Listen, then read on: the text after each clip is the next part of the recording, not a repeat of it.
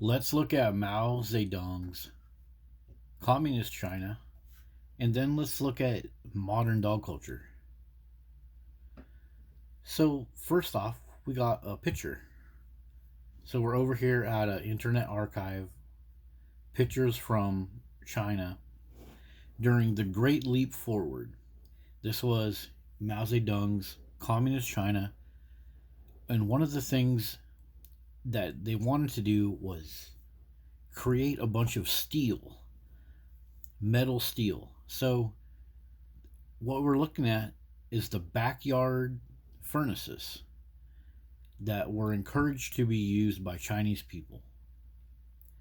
And in these backyard furnaces, they burned their agricultural tools, kitchen utensils, many other things. If you look at some of the documentaries and other stuff, they even burned like family heirlooms and stuff in these things, trying to make steel for the Great Leap Forward. But sadly, this didn't work out very good. They left their jobs as mothers and fathers and crop growers to do this, and it ended up in famine. It ended up in hunger because instead of taking care of each other, they were out there in these furnaces burning their own possessions for the sake of the Industrial Revolution, the Great Leap Forward. So, this very much reminds me of dog culture. The more that we study dog culture, the more that it looks like communism. Look at this Chinese guy right here. He probably used to work on a farm. He probably used to grow food, something like that. But now he's over here burning household agricultural items, essential cooking items, to make a chunk of steel so Mao Zedong can compete with other countries. Yeah, pretty freaking crazy. But have a look at some of these pictures. Say, like this one right here. What does this remind you guys of in modern society? Boom. Freaking dog kennels. Backyard breeders. Yeah. Look around at all this stuff. What are these made out of? Wood, so we got to cut down trees. Metal, so we got to use metal for these. And what are they filled with? Dogs. This is like the mass industrialization that Mao Zedong had. I'm calling this mass industrialization. I don't care if you guys think that's fucking goofy, but that's what it is. This stuff right here, massive breeding operations for dogs so people can make money. But everybody that buys a dog loses money. They have to sacrifice their jobs on farms and working for each other to maintain these giant dog kennels. Like, look at this one. Look at all the wood that goes into this. Look at all the waste products that go into this. Look at all this stuff, you guys. This is exactly like the backyard furnaces. Sacrifice your quality of life. Let your property be full of piss and shit and barking and dangers. Many people that work in these type of situations get bitten, they get sick from the feces. The same thing with those backyard smelters that Mao Zedong forces people to do. Same freaking thing. It's all about mass pushing of dogs at a mass incredible rate. Humans have been on the earth for 260,000 years without dogs. Only 15 or 40,000 years have we had dogs and domestic dogs. We don't need these nasty things. And forcing them on our society is the same thing as Mao Zedong forcing people to melt down their own stuff in their backyard when they should be working on farms and helping each other. So let me read something from this online source right here. It's called Facts and Details About China. But during the Great Leap Forward, farmers were encouraged to make steel instead of grow crops. It's just like today. Instead of growing crops for each other or helping each other, nope, worship a dog.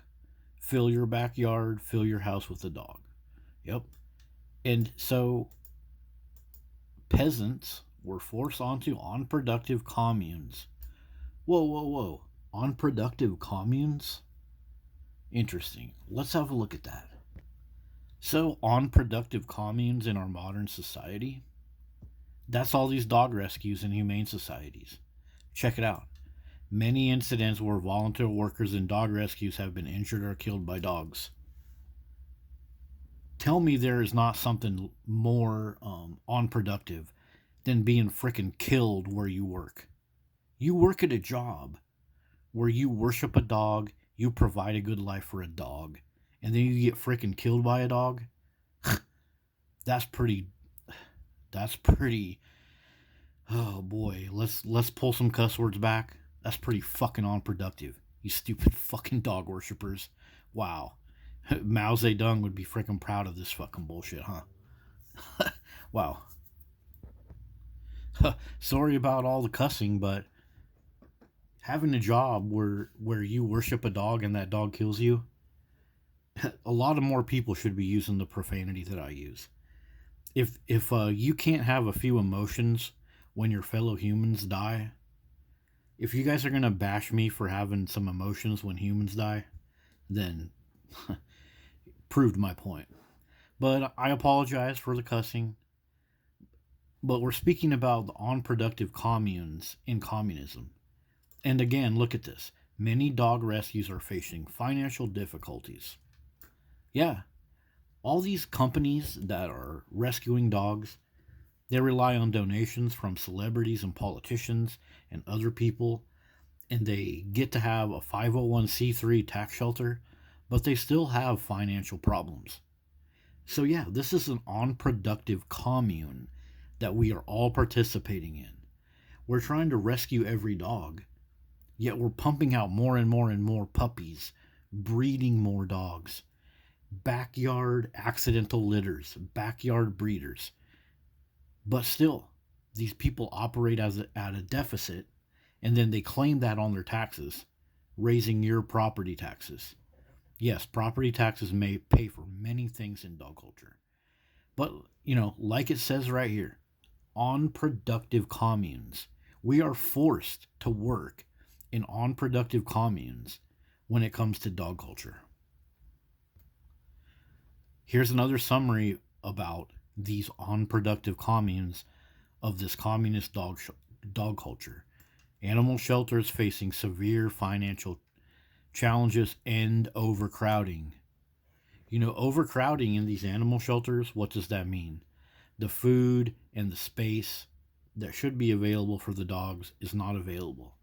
So that's famine, that's suffering for the dogs.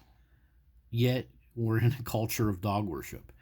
So, that tells you right there, the math does not add up. And even bankruptcy. Some of these places claim bankruptcy. They've taken in hundreds and hundreds of dogs. They can't feed the dogs. They don't have enough water to wash the feces off of their concrete. So they claim bankruptcy, which means eventually the taxpayers are going to pay for it. So yeah, it's an unproductive commune when we put all this effort to rescue dogs, when we could be helping our fellow humans. We could be starting up a small farm, starting up a small business, helping little kids learn how to do a new skill. But no, we're dumping all this effort into stupid dogs, just like those backyard smelters, those backyard metal melters. So let's continue reading. So peasants were forced onto unproductive communes. Okay. And grain was exported at the time people were starving. So their resources were exported. Okay. Millions of pots and pans and tools were turned into useless slag. Entire mountainsides were denuded to provide wood for smelters. Wood? So, wood, do you say? So they used up a ton of wood? What are all these dog shelters made out of?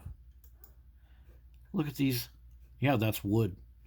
That's wood that could go to homeless children, homeless veterans, but nope, it's going to these dogs.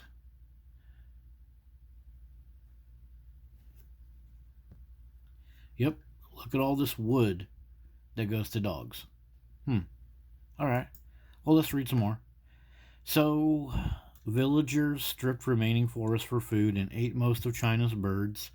People went hungry because they had smelted down their agricultural tools and spent time in the backyard smelters rather than in the fields tending their crops. Oh, so all this effort to create some melted down tools for the Great Leap Forward when they could have been working on their crops and feeding their fellow humans. Interesting. Is this like dog culture too? All these people, all these people doing this stuff right here, doing all these backyard breeding kennels. Look at all this shit. Look at all this metal and wood that goes into this.